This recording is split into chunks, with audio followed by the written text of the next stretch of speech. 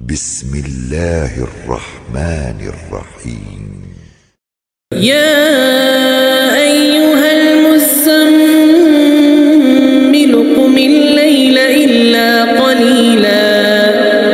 نصفه أو انقص منه قليلا أو زد عليه ورتل القرآن ترتيلا إنا سنلقي عليك قولا ثقيلا إن ناشئة الليل هي أشد وطئا وأقوم قيلا إن لك في النهار سبحا طويلا واذكر اسم ربك وتبتل إليه تبتيلا رب المشرق والمغرب لا إله إلا هو فاتخذه وكيلا واصبر على ما يقولون واهجرهم هجرا جميلا وذرني والمكذبين أولي النعمة ومهلهم قليلا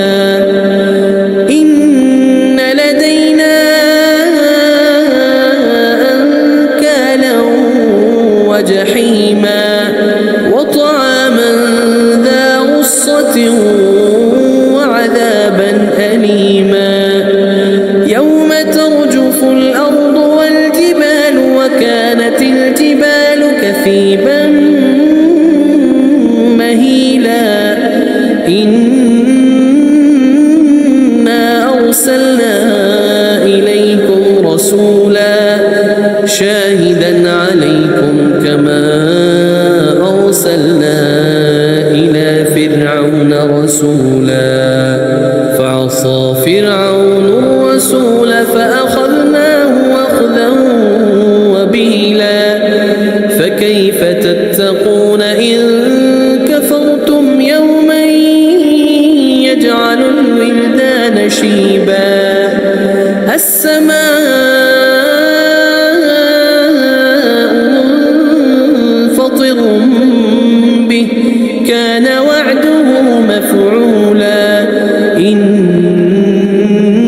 هذه تذكرة فمن شاء اتخذ إلى ربه سبيلا إن ربك يعلم أنك تقوم أدنى من ثلثي الليل ونصفه وثلثه وطائفة من الذين معك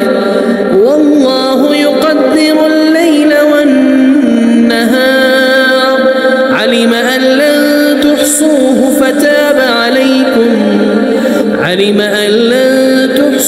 فتاب عليكم فاقرؤوا ما تيسر من القرآن علم أن سيكون منكم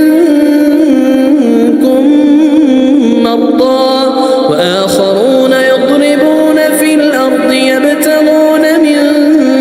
فضل الله وآخرون يقاتلون في سبيل الله فاقرؤوا ما تيسر منه وأقيموا الصلاة وآتوا الزكاة وأقرضوا الله قرضا حسنا وما تقدموا لأنفسكم من خير تجدوه عند الله هو خيرا وأعظم أجرا واستغفروا الله